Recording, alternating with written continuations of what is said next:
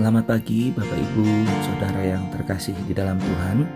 Kita bersyukur hari ini kita masih diberi kesempatan oleh Tuhan untuk kembali merenungkan firman Tuhan. Puji Tuhan. Judul firman Tuhan hari ini adalah Move On. Kita baca di dalam 2 Korintus pasal 5 ayat yang ke-17 berkata demikian. Jadi siapa yang ada di dalam Kristus, ia adalah ciptaan yang baru. Yang lama sudah berlalu, sesungguhnya yang baru sudah datang. Kita tahu bersama surat Korintus ini dituliskan oleh Rasul Paulus. Dan di dalam 2 Korintus pasal 5 ayat yang ke-17 ini, Rasul Paulus jelas menegaskan bahwa siapapun yang percaya kepada Yesus, dia adalah ciptaan yang baru dan manusia yang lama itu sudah berlalu. Oleh karena itu hari ini kita akan belajar langkah-langkah menjadi manusia yang baru menurut contoh daripada kehidupan Rasul Paulus. Langkah menjadi manusia yang baru yang pertama adalah kita harus memiliki komitmen. Filipi pasal 3 ayat yang ke-10 berkata demikian, "Yang ku kehendaki ialah mengenal Dia dan kuasa kebangkitannya dan persekutuan dalam penderitaannya, di mana aku menjadi serupa dengan Dia dalam kematiannya."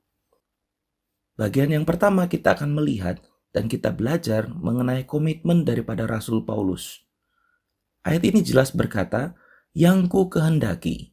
Jadi Rasul Paulus memiliki komitmen yang jelas bahwa ia menghendaki, ia mengingini mengenal Dia dan kuasa kebangkitannya.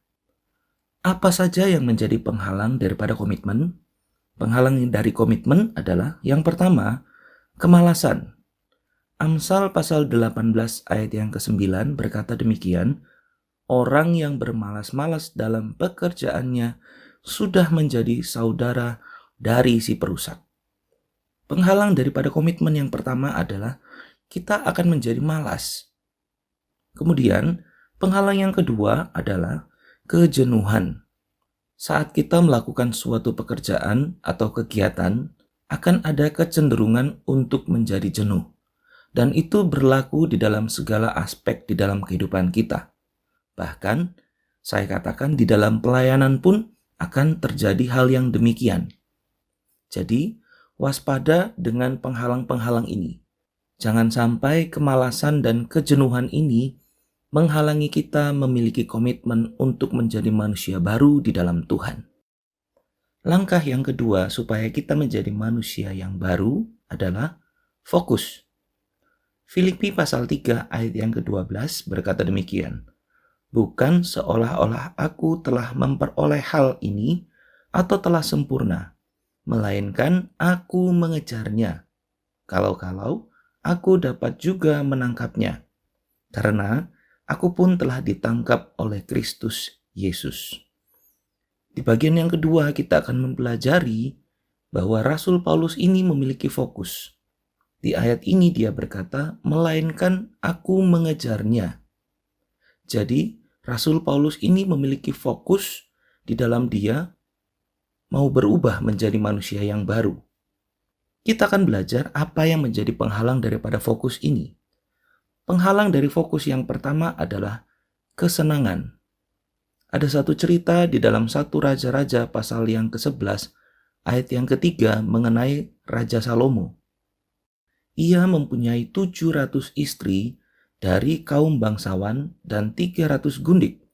Istri-istrinya itu menarik hatinya daripada Tuhan. Seringkali apa yang menjadi kesenangan kita mengalihkan perhatian kita dari fokus kepada Tuhan. Hati-hati Bapak Ibu, bahkan sesuatu yang menyenangkan sekalipun mampu untuk mengalihkan pandangan fokus kita daripada Tuhan. Penghalang yang kedua adalah kesengsaraan. Di dalam Kisah Rasul pasal 13 ayat yang ke-13 berkata demikian, "Lalu Paulus dan kawan-kawannya meninggalkan Pafos dan berlayar ke Perga di Pamfilia. Tetapi Yohanes meninggalkan mereka lalu kembali ke Yerusalem." Di dalam Kisah Rasul pasal 12 diceritakan bahwa ada yang namanya Yohanes yang disebut Markus ikut di dalam pelayanan daripada Barnabas dan Saulus. Tetapi di pasal 13 ini diceritakan bahwa Yohanes ini ternyata kembali ke Yerusalem. Jadi Yohanes ini ternyata tidak tahan terhadap sengsara yang dialami oleh Rasul Paulus dan Barnabas. Oleh karena itu ia lari dari pelayanan dan kemudian kembali ke Yerusalem. Jadi Bapak Ibu, hati-hati juga terhadap kesengsaraan atau penderitaan yang sedang kita alami. Jangan sampai itu juga mengalihkan fokus kita jauh daripada Tuhan. Langkah ketiga menjadi manusia yang baru adalah koreksi. 1 Korintus pasal 8 ayat yang ke-13 berkata demikian, "Karena itu apabila makanan menjadi batu sandungan bagi saudaraku, aku untuk selama-lamanya tidak akan mau makan daging lagi, supaya aku jangan menjadi batu sandungan bagi saudaraku." Latar belakang ayat ini adalah Rasul Paulus menjadi batu sandungan bagi orang-orang yang melihat Rasul Paulus makan daging yang dipersembahkan kepada berhala. Menurut Rasul Paulus, daging yang masuk ke dalam perut itu adalah halal dan tidak pernah diharamkan oleh Tuhan. Tetapi, kalaupun ada orang yang menjadi syak saat melihat Rasul Paulus ini makan daging berhala, maka ia pun rela untuk tidak makan daging seumur hidupnya.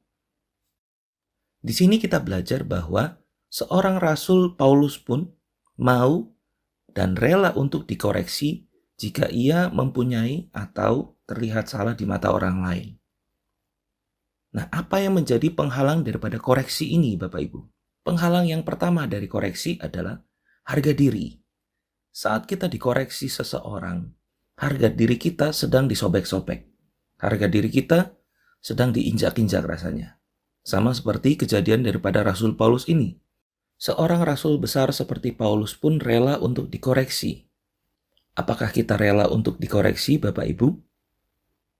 Ternyata koreksi adalah salah satu langkah untuk merubah kita menjadi manusia yang baru. Penghalang dari koreksi yang kedua adalah kesombongan. Yesaya pasal 2 ayat yang ke-17 berkata demikian, "Manusia yang sombong akan ditundukkan dan orang yang angkuh akan direndahkan. Hanya Tuhan sajalah yang maha tinggi pada hari itu." Oleh karena itu hari ini kita harus ingat dan kita harus belajar baik-baik bahwa seperti Rasul Paulus, untuk menjadi manusia yang baru, kita harus mempunyai komitmen, kemudian kita harus mempunyai fokus, dan yang terakhir kita harus mau dikoreksi supaya kita menjadi manusia yang baru di dalam Tuhan. Kesimpulannya, siapapun yang ada di dalam Tuhan, maka ia pun harus meninggalkan kehidupan yang lama. Puji Tuhan, mari kita berdoa. Kami berterima kasih bahwa kami manusia-manusia baru yang diselamatkan oleh darah Yesus yang luar biasa. Oleh karena itu, kami percaya kami adalah ciptaan yang baru di dalam Tuhan. Kami sudah meninggalkan manusia kami yang lama dan kami percaya kami ini adalah ciptaan-ciptaan baru yang luar biasa di dalam Tuhan. Pagi hari ini kami serahkan sidang jemaat-Mu ke dalam tangan-Mu. Yang sakit Tuhan sembuhkan di dalam nama Tuhan Yesus Kristus. Yang berkekurangan Tuhan cukupkan di dalam nama Tuhan Yesus. Yang sedang ada di dalam permasalahan apapun, Tuhan bukakan jalan di dalam nama Tuhan Yesus. Berkati seluruh sidang jemaat-Mu, berkati seluruh hamba-hamba-Mu. Terpujilah Tuhan, ini doa kami naikkan semuanya hanya di dalam nama Tuhan kami Yesus Kristus. Amin. Puji Tuhan, selamat pagi. Darahmu, Kau telah tebus dosaku. Kekudusan-Mu melingkupiku. Kasih-Mu mengalir memulihkan hidupku. Sungguh besar anugerah-Mu, Kau selamatkan hidupku. Ku menjadi ciptaan yang baru oleh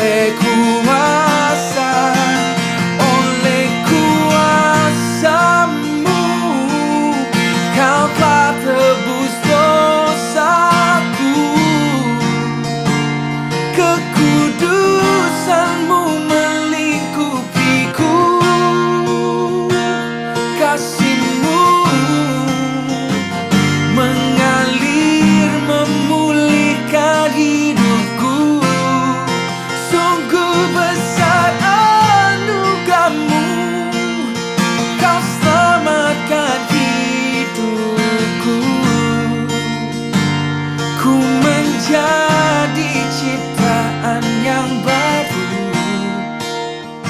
oleh kuasa darah-Mu.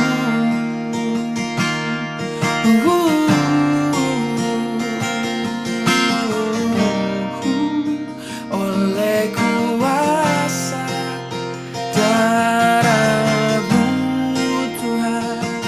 Terima kasih Tuhan.